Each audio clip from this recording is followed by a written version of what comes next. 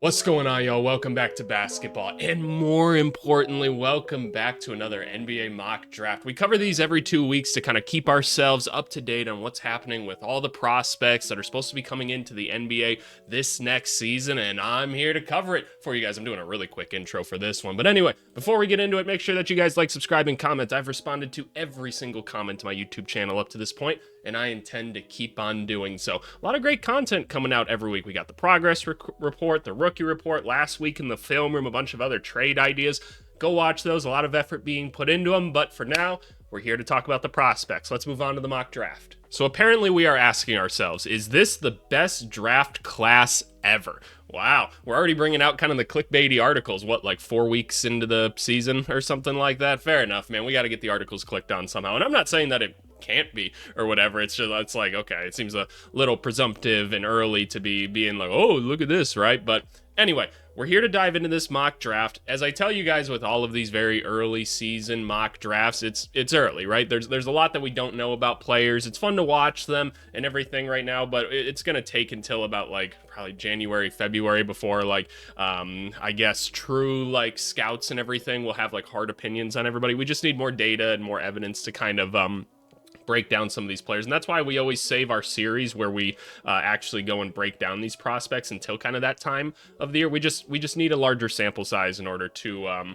evaluate these people, so just keep that in mind. And I'm in the same boat with this. Like I don't know much about these prospects right now. Most of my job currently is like helping college basketball teams just win game to game. I'm not even really doing anything like with the NBA right now. That's going to probably happen a little bit later in the season. So right now I'm just focused on like I help these teams strategize, win basketball games. We're not doing much prospect evaluation right now, so this is a lot of me just kind of familiarizing myself with the names before I have to dive into all the film and never sleep again later this season. But alrighty, let's break it down. We know the first three. Well, I guess I don't know who's like the top guy right now. Who are people saying is the top guy amongst these three? I know people are really excited about all these guys for different reasons, and again, something went wrong, you're telling me, Bleacher Report. But I know that people are excited about all of these guys for different reasons, and I'm getting this video back off the screen again because I don't want it here. Where is it? There, go away, I don't want you, video. Thank you very much. No free advertisement on my channel. So I'm curious, which of these three is kind of your favorite between Peterson, Debonsa, and Boozer? I know Boozer puts up some crazy stat lines. Debonsa is kind of out there hooping by himself, is my understanding. And Peterson, he reminds people of Kobe, I guess. So I guess we'll see. Number one, Darren Peterson. Okay, who did I heard somebody say he's one of their like favorite prospects. I mean, people say that shit every year, right? And I'm not trying to diss it or whatever. I'll tell you, like I've talked to NBA scouts about this stuff just a little bit, and people whose job it is to be very forward looking, and they never have like extremely hard opinions. A lot of them say last year's draft class is still better in their minds, but they're like, no, there's some real talent in this one. It's not like 2 years ago where people were like, I don't know about this one so much. So I guess we'll see how true that ends up becoming. But all right, Darren Peterson, number one. We don't care about the fit right now because so much could happen in the NBA season still and with the lottery.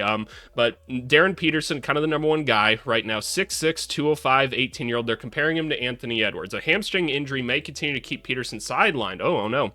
After he had 43 points on 25 shots through 2 games. That's insane. That's pretty nuts, especially because like in college basketball, like it really depends on where you're playing, right? The play style is so different like in college versus the NBA. There's certain teams that are a little bit more fun to watch. Like if you want to watch like an interesting team right now, go watch like Illinois play, because they've got a lot of international players that actually know how to play like some professional style basketball, and they've had like 7 different guys be 20-point scorers already, which is kind of interesting. But I don't know like how Kansas is playing this year, like what's their play style. I typically don't like what they do on the court, and historically in my experience going up against Kansas like as like a coach or a scout or things like that, my teams have typically had pretty good success just because I don't always think they're the most organized out there. But C'est la vie. From the early tape he's delivered, it's looked fairly seamless transition for him. He appears ultra quick, slithery to his spots. The tough shot making has been shown particularly from off ball with his catch and shoot game. Okay, so there's some off ball to him. We got a little bit of on ball stuff. I know he's a crazy athlete. Aggressive defensively, I'll tell you, most people are in college if they're that dominant athletically, right? Because if he's just like a superb athlete, he is just going to do crazy shit defensively in college because he's just on a different level than everyone else. He's probably an NBA athlete already, so that doesn't necessarily mean anything to me. Everything looks on track for Peterson in terms of his creation, translating his perimeter firepower, and two-way impact. I'm excited, man. That sounds fun. 6'6" power athlete with a jumper on him. Sign me up. Sounds great. Now we got Cameron Boozer. So if we remember from our other mock drafts, and just a reminder, we do these every 2 weeks, right? So when was the last one? Where was the last one? Right here 2 weeks ago, as of right now. And I don't know if I'm going to put this video up today or not. You know what? Fuck it. I'll put it up Friday at some point, just because I know I said that I wasn't going to be able to get to it. I'm so busy right now, so that's that's part of the reason why. But I'll get you guys a Friday video so that you have something, and maybe I'll try to get you guys something for tomorrow as well, because I feel bad that it wasn't out in the morning. But if we remember from the previous videos, there's kind of a trend here. There's a lot of these kind of like not quite big men, right? A lot of people that were like, okay, we're slapping a power forward label on them. And I'm like, okay, so I'm seeing undersized bigs a lot, but maybe they've got a little bit of ball handling skills to them. That makes me a little bit nervous, right? We're starting to see somewhat of a transition to where those players are maybe able to survive in the NBA, but it's kind of a weird one, right? It's a weird one. But we got a Paolo Banchero comparison here. 6'9", 250. Yeah, the kid is enormous, right? He's big, he's strong. I've seen all the stat lines of all the like 2020 games he's having. He's just absolutely bullying everyone out there. What do we got? The early tape and story have been on brand for Boozer. He's not delivering as sexy of one-on-one or athletic highlights that Debansa is. Boozer leads freshman in box minus, or box plus minus. I don't really care about that. Averaging a double-double, 22.5 points, 4.3 assists, 3.6 stocks on 54.6% shooting. Okay, interesting. He's also hit 7 threes through 4 games. We take that. I saw like a breakdown of his jumper or whatever. It's definitely a 2-part jumper, which is something that will have to be fixed. But again, we'll evaluate it later in the season to see if it's kind of been changing. So I'm sure the Duke guys are on him about it. The amount of ways he can beat defenses and impact games is what separates Boozer. Obviously, probably a pretty intelligent player too, having an NBA father, right? That's always going to help. So interesting. Big, strong dude. Maybe not the most athletic, right? He's going to be really fundamentally sound and all of that. Interesting. I'm curious to kind of see the film to be like, okay, what kind of role are we getting into? Are we getting like, are we truly getting a Banchero, or are you going to try to be like a Şengün type of big or something? That's kind of what my question is. Debansa, the few highlights I saw of him, I saw a couple highlights of him like in the Garden or whatever when he was really just trying to win that game. And like, that was impressive what I saw, man. He was just like, all right, I got to go get buckets right now. Like, let me go do what I got to do. And he was breaking out all the stops to make it happen, which was, really cool to see. 6'9", 18-year-old. So as we always say, you get a guy that's like 6'8", 6'9", that can handle the ball a little bit, and he shows he can shoot a little bit. NBA teams are going to wet themselves. It's just how it's always going to go, right? You want to find that next like Jason Tatum or something, because those bigger wings that can handle the rock, those are the ones you feel like are the easiest to maybe win championships with. So let's see. We got a Jaylen Brown comparison, which is interesting, because I remember like when Jaylen Brown was coming out, I'm like, okay, guy that can like crush it in transition, right? Pretty strong, like for his age. I was like, the jumper's a little bit of a question. Those are some of the things that I at least remember about him. It's been a while, obviously. His signature ISO scoring and 3-level shot making came alive in the second half against Connecticut. He helped carry BYU back from a 20-point deficit by going to work with his pull-ups and followaways, easily separating, using his size, footwork, and release point. Yeah, the footwork was what was interesting to me.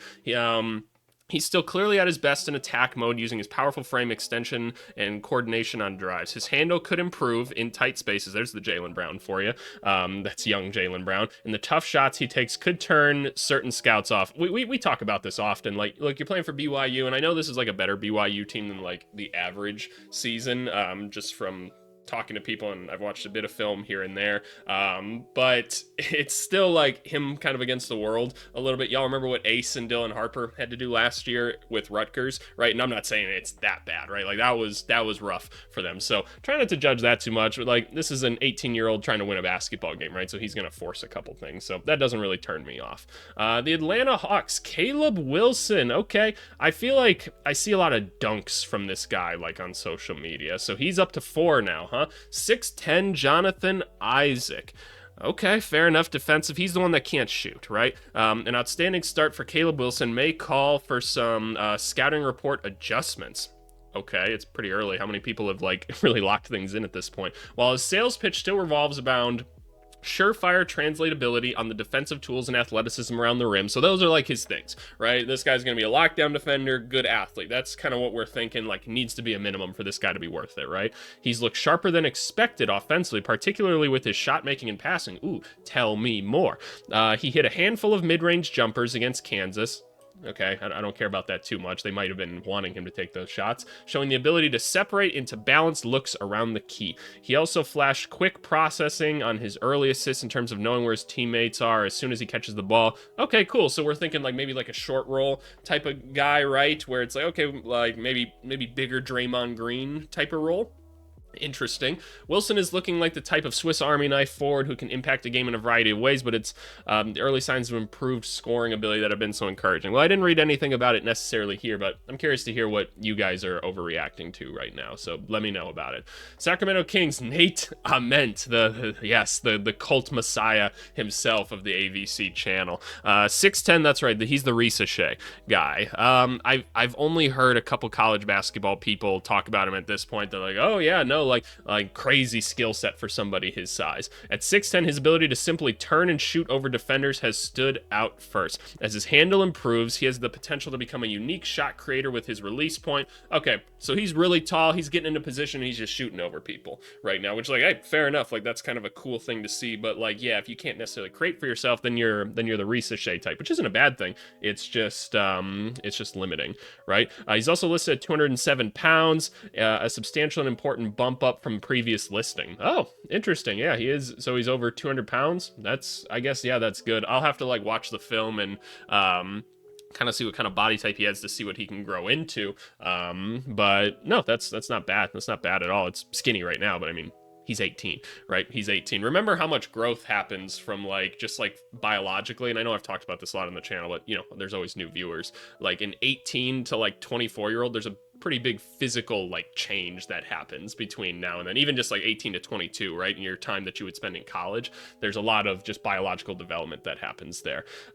He's more of a late bloomer compared to his class. He's on the raw side. He's not that explosive and decisiveness executing off the dribble. Okay, yeah, that's fine. And look, like just because we're at pick 5 and we're not drooling over him doesn't mean a bad thing, right? Like that's how we should be. We should be ultra critical of like all these prospects because that's how recruiting works or scouting. So just keep that in mind. Okay, jump shooter, tall, maybe not the most athletic and coordinated right now. Good to know.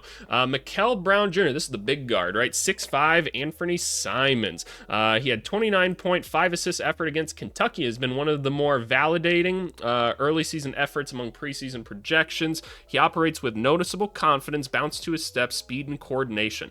You tell me he's got speed, coordination, like if he can handle the rock at 6'5" like that and be like that quick, I'm surely interested in that. That sounds really nice. His ability to create for others has also been encouraging and suggests Brown profiles as a lead point guard at the next level. Okay, so we're not even saying combo guard. Like, this is a point guard at 6'5". Interesting. Like, obviously, if we're comparing him to Simons, I think more so like combo creator. But I mean, yeah, sure, fair enough. What else do we got? He's got control over the defender with his handle, command of change of speed. Hey, that all sounds great to me. Like, I know we've done like just a couple of these mock drafts already, but this is one that just gets me excited just off the description alone, because that seems like something that you can really work with and kind of develop a lot easier than some of the other ones. So I'm interested in Mikel Brown Jr. Next one, Koa Pate.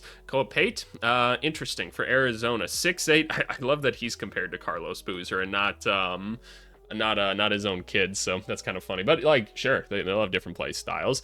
Considered a polarizing pro prospect entering the season. Why is that again?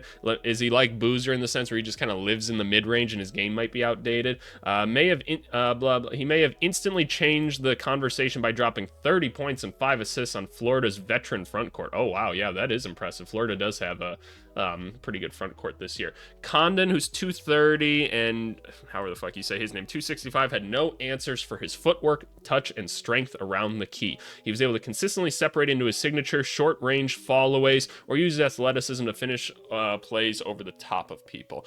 Okay.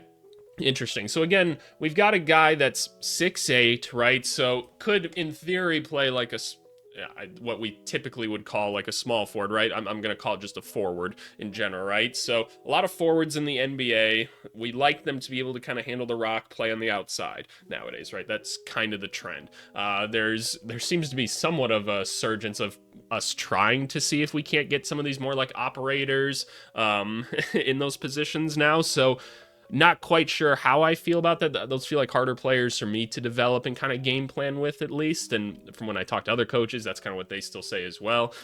He could still divide scouts on his upside with some likely to buy the tools and polish. Others will question the translatability of a 6'8" power forward with limited range and reliance on hitting contested jumpers. Yeah, from the 2-point range. Yeah, that's kind of my thing, right? Like, dominating at the college level is different than like being a good NBA player, right? We ask those questions with, say, Colin Murray Boyles, right? We're like, hey, like our team's gonna let him do this thing that he's so good at in college in the NBA because it's so different and like other people need the basketball, right? There's questions to it. So yeah, I'll have hesitations just off of the description alone for Koa. Jaden Quaintance, has this guy played yet? We don't know his return date. Okay, yeah, so this guy still hasn't played yet. 6'10", again, another power forward. We're not quite saying a center, but you're comparing him to Bam. Sounds like just a run, jump, and dunk center on Onyeka Okongwu type of guy to me. But yeah, I don't have too many opinions on this one right now. Motherfucker hasn't played yet. Kingston Flemings for Houston. Yeah, he's the young kid, right? Was he up this high before? 6'4" George Hill. Ooh, pulling out a George Hill comparison. Tell me more. Kingston Flemings has been one of the freshman class's early standouts due to his production and the specific scoring, playmaking methods, and execution behind it. Just a lot of size in this class. Like, no small people so far, right? Have we had anybody like under 6'4" in this? No, 6'10", 6'10", 6'9", 6'9", 6'6". I know kids are waiting for me to say one specific number, and you guys are fucking morons. But no, just size on size on size in this class. Very interesting. 22 points, 7 assists, 5 board performance against Auburn was validating after a strong start against inferior opponents. Okay, so he's keeping it up now as he's playing against other people. Flemings has been efficient across the board, demonstrating a tight handle for getting to a spot, speedy ball control, and touch on drives and finishes. We're calling a lot of these guards quick right now, right? Is it truly NBA quick? Or is it college quick? That's going to be my question when I actually watch these, right? Because I remember them saying that about Jeremiah Fears last year. I'm like, Jeremiah Fears not NBA quick. So that's what I'll be curious to see. But so what really sets him apart? So he's just got good control. He's just scoring, playmaking, kind of doing his thing at the point guard. While he profiles as a lead guard, he's looked comfortable so far attacking closeouts and playing off the ball. Interesting. I'm always down to have like a guard that can, or like a point guard that can play without the basketball, because here's the thing, right? Like, let's say you have a Debonsa on the team, right, who maybe you want him to be like option number one. It's kind of cool to find like an Emmanuel Quickley type that can kind of play off of him. Like, I don't mind running offenses like that, so I'll be curious to see. That's intriguing to me. 6'4", 190, 18-year-old. Man, what are they feeding these fucking kids, man? We're getting bulky again. I love it. Dame Sarr. I feel like I've only seen this kid dunk so far. So we got, again, 6'8", 190, so a little bit of a skinnier kid. He's from Italy. Oh, interesting. Oh, that's right, the Justice Winslow comparison. Now I remember. He's established his value early with spot-up shooting, Love that. Transition finishing. I've seen that in point of attack on defense. He hasn't been given freedom to create. Well, there's a lot of other good players on Duke, right? So that's probably just not going to get the chance to happen for him. But NBA teams may not care about his dribble or playmaking if he's able to knock down threes with enough consistency. I mean, yeah, if you're a really good athlete and you can shoot the basketball, teams are going to be interested in you, right? Because they're like, shit, man, just sit in the corner, cut off people sometimes and do shit like that. That's intriguing to me. His athleticism and activity can still translate to easy buckets and off-ball scoring, while Sarr's length, quickness, and aggression can be extremely disruptive. If you got 6'8", good athlete, spot-up shooting, sign me up, especially with like a 10th pick. Holy shout out Oklahoma City. They can't keep getting away with this. They can't. How many of these are OKC picks? They got 2 top 10 picks right now. Fuck OKC, man. Like good for them, but damn you. Kareem Lopez, that's right. No, I've seen more of this kid. Just again, I've got a couple of NBL clients that I cover, but we got a 6'8", 225, 18-year-old. Again, so much size, but he gets the Pat Williams comparison, which is always going to scare people if you tell him that. He continues to shoot well in the NBL, a potentially important development for him. He's already tough around the basket using strength and touch, but it's the perimeter flashes. Cool. Lopez needs to improve defensively, and he lacks an in-between game without any post-up skill or pull-up jumper. Okay, yeah, I mean, if we want to improve into a primary, like, scorer, sure. Otherwise, like, I don't care if you're just, like, hitting outside shots, being ferocious around the rim and stuff like that, and being physical. Not everybody has to have it all, especially with, like, the, 11th overall pick or something like that.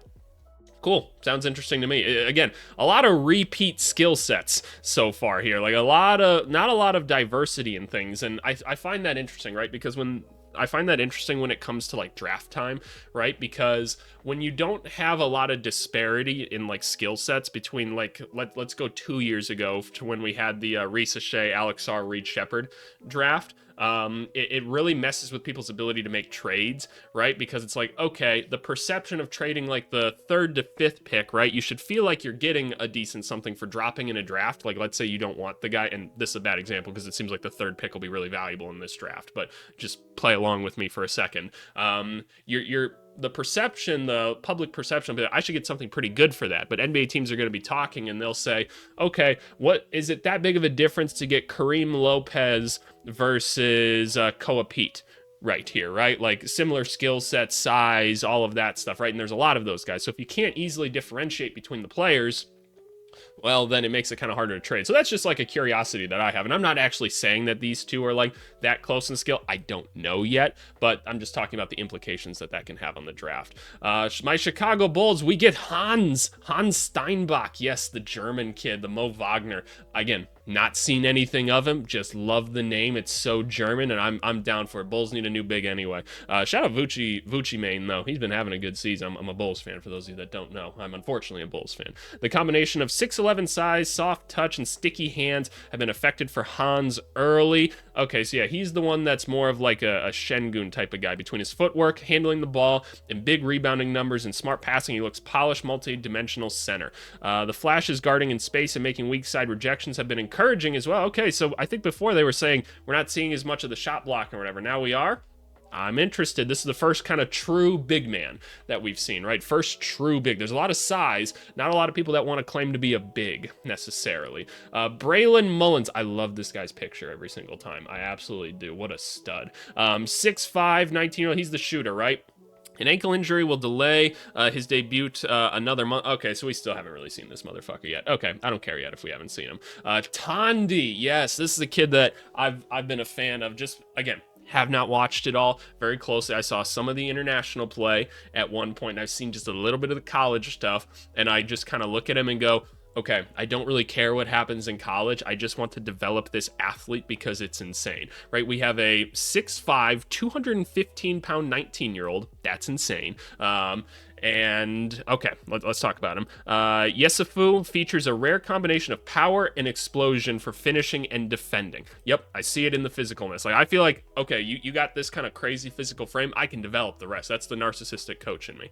Flashes of self-creation, ooh, and shot making, ooh, hint at untapped scoring potential. That's what I'm saying, right? Even if we just see the flashes, let me work with it, because like this physical profile is awesome, but his 3-point shooting will be under the microscope. Oh boy, I don't really give a shit about it right now. He won't offer much playmaking, but that's much more pressure on his 3-point, and that puts much more pressure on his 3-point shooting, assuming he's mostly off ball in the half court. Okay, yeah, I don't really care right now. Like, it takes a little bit to develop some of those. Remember, Anthony Edwards was not like an elite shooter until like recently, right? So give it a couple of years to develop. I'm down just to mess with the physical prospect itself. Okay, now we're out of the lottery. We'll move a little bit quicker through these, but we'll still kind of touch on them. Bennett Sturts, this is one that I'm going to have questions about. The older guy, still kind of hooping in college, right? Playing for Iowa. Maybe not like the most advanced system like we've ever seen, but a good shot maker and playmaker, right? They're saying true point guard. Operates as both a lead ball handler and a connector with his shooting and passing IQ, despite earning attention from scouts, blah, blah, blah, blah, blah, blah, blah. Advanced ball handling, shooting, finishing, and field decision. He seems to be prepared to replicate last year's. Is he athletic enough to do it at the NBA level? Because that's going to be a question, right? Because if you're not able to really beat people, like off the dribble, we don't really want you with the basketball, right? Because you have to be able to create advantages in those moments. Maybe he is. I just don't know. LeBaron Filan, if you want my real in-depth thoughts about him, we did a whole breakdown because I thought he might stick in the draft last year. You can go into this playlist here and go take a look at him. So there's LeBaron Filan. Next, somebody asked me about this kid, Neoclis Avdalis. Sorry for the pronunciation. It's hard. Not a lot of size again. What did we have for the size here? 6'4", still 6'4". We got no one under 6'4". Like this is the height draft right here. So somebody who messaged me this at some point, they were like, "Hey, what do you think of like this Virginia Tech kid?" I'm like, I've only heard the whispers, but we got a Virginia Tech true freshman. I can't remember where he's out. Oh, he's out of Greece, right? 6'9", 215, and he's kind of doing everything for them, right? NBA teams were intrigued enough last year to invite him to the NBA Combine out of Greece. In just his second game for Virginia Tech, he made a massive statement with 33 points, 6 assists. I feel like I saw the highlights for this one. Like we're very much looking at like a Luka type of dude where it's like, okay, stop, go, make the right read every single time, hitting some step back threes, looking pretty coordinated. Like to me, this sounds like better Yegor just right off the bat, especially in like his framing and everything. Offense runs through his ability to create advantages with his size and handle. He demonstrates clear passing IQ early, and he's shooting a respectable 35% from 3 last year overseas. He's shown notable shot making confidence so far. Cool. This is one that'll be interesting to me. I can't wait to break into him more.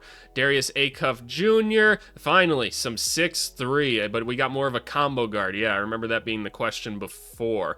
High usage engine for IMG. I don't really care about that. The scouting lens will be on his shooting consistency and decision making. That's why he's not a true point guard. That's right, because maybe a little bit erratic with the basketball, which we get those guys every year. We'll see how bad it is. Interesting. Chris Sinak Jr. This is a guy that I've heard a lot of people say underrated about early on. We got 6'11", still don't want to call him a big right now, but what do we got? The early tape has shown clear pros and cons to Sinak Jr. for a 6'11" forward or big. No, he might be a big, but right now we got a forward. See, that's kind of the right way to describe people. Forwards, bigs. He has some unique perimeter shot-making skills. What does that mean? Why is it unique? Which we saw during his 18-point game against Auburn. He looks overly confident stepping into spot-up threes and ISO jumpers inside the arc. I don't know if that's unique, but okay. He also has a tendency to settle and try try too hard to look like a wing. Interesting. So not only are we not sure if he's a forward or a big, but he's one of those people that he's like, I was born in the wrong body, coach. I'm a wing. And that's not a shot at people or anything like that. That's just, you know what I'm saying. His shooting may not be reliable enough to execute that shot selection consistently. Okay, so that's why he's a little bit lower. But we're like, see, this sounds more like Khalil Ware to me more so than anything else. So I'm curious to see the Jabari Smith Jr. Comparison of it. We got a big guy that we're like, maybe he can be like a true center, kind of wants to operate outside the arc a little bit more. I guess we'll see with Mr. Sinak. Malik Thomas, that's right, 6'5", 19-year-old. We're comparing him to Jordan Clarkson, combo guard type of dude. Comfortable off the ball, stepping into catch and shoot, speedy release, quick decision-making with closeout. Sounds like your typical combo guard. Cool. Ade Mar, he's the big-ass dude, right? Yeah, 7'3" from Spain. Limited production, he had a bounce back. Okay, this is like exactly what they wrote last year, right? Has he just not played yet? in Michigan or something. I don't know. Caden Boozer. Okay, it feels like he's dropping a little bit from the last time we saw him, but whatever. 6'4", 205. That's crazy for a freshman. Projecting Caden Boozer into the first round means expecting a midseason role increase. He's going to start the year coming off the bench, giving Duke a different look with his unteachable, facilitating feel and knack for creating easy stuff for his offense. With more minutes, he should be able to showcase more scoring ability, which has been questioned. Yeah, I know that was kind of the thing for me. He's more so the connector piece and like defender. So I like the Trey Jones, Tyus Jones type of comparison, but maybe a little bit stronger than them, which is cool.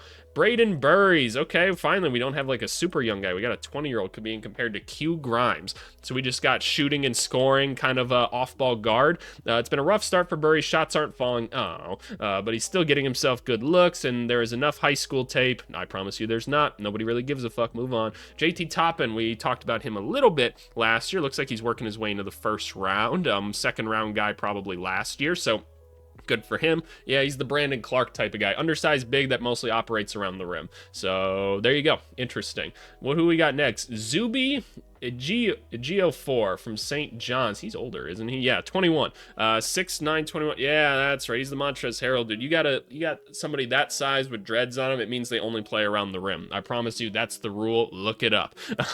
He looks on track for another breakout after last season. Despite the loss to Alabama's 27 points were eye-opening.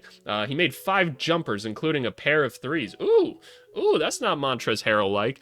He's an out-of-the-box personality from an NBA standpoint, but his athleticism and motor on both ends may be strong enough for play finishing and defensive roles. Typically, these guys exist like 1 or 2 years in the NBA and then kind of bounce around after that before they fall out. But we'll see. Lendeborg, he was the guy that people really wanted me to cover last year. We knew he was probably going back to college. How's it been going for him? An Al Harrington comparison. Another 6'9" guy that we're like, okay, forward, maybe not the ball handling type, but we'll see. I remember watching film on him last year and being like, he reminds me of the better version of Kuzma.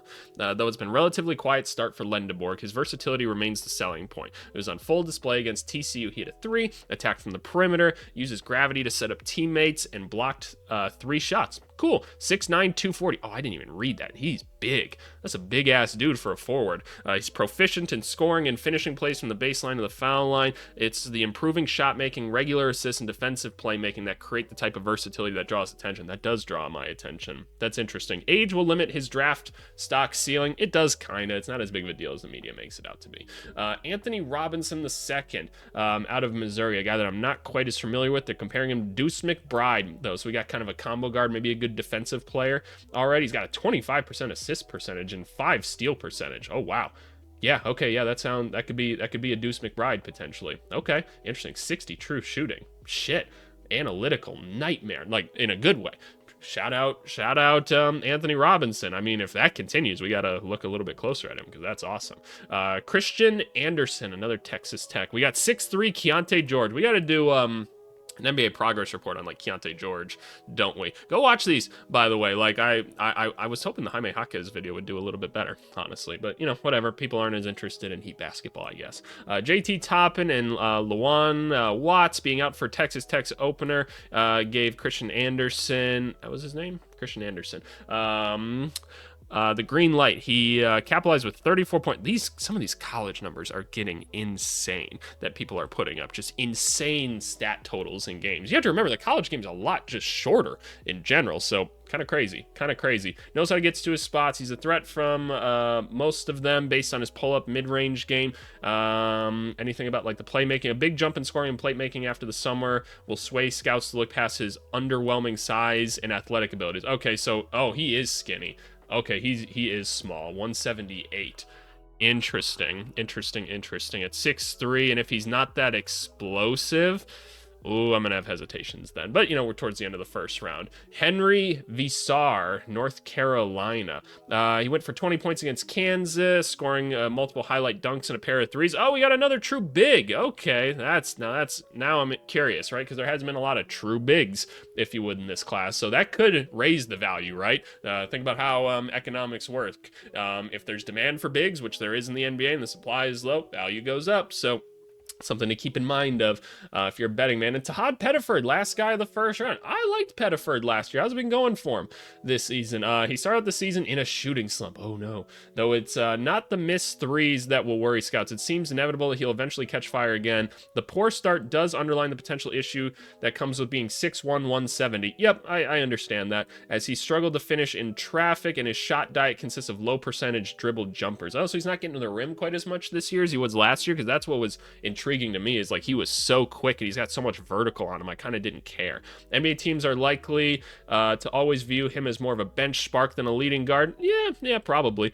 His burst creativity and shot making will keep interest alive. Yeah, man, it's the athleticism for me. How about the other Auburn kid, by the way? That's who I want to talk about. We're gonna fly through these a little bit more. Carter Knox, we're somewhat familiar with via last year. Thomas Ha, I wasn't too interested in as an NBA player. Isaiah Evans, is he not bigger this year for people? Minutes are up this year, but his role hasn't changed much. I mean, I didn't mind what he did last year, so I like the catch and shoot of him. Patrick Ngongba, out of Duke. Yes, another true big, but he's like not really the run, jump, and dunk type of guy, right? Like he's more of the facilitator type at his size, which is interesting. De La Rhea, I talked about him a little bit last year. Nothing like too crazy right now. Cameron Carr, 6'5", 20-year-old Jordan Hawkins type. Yeah, fair enough. Those guys aren't surviving very well in the NBA right now. Darian Williams, we thought about him maybe last year. Sean Abev, that picture is crazy. Like, what are these jerseys, man? Jalen Tyson, another guy we could do one of these videos on. Interesting. So what, somewhat of a playmaker, self-creation, isolation, scoring. Another guy from Israel. That's cool. Shout out them. Dash Daniels, it seems like he continues to fall. I feel like people were a lot higher on him earlier in the season. Basically a lot like Dyson. So there you go. Condon, again, feels more like a college big than an NBA big. Juke Harris, what a name. Sick name alone. I want to move you up like 5 spots just because of that.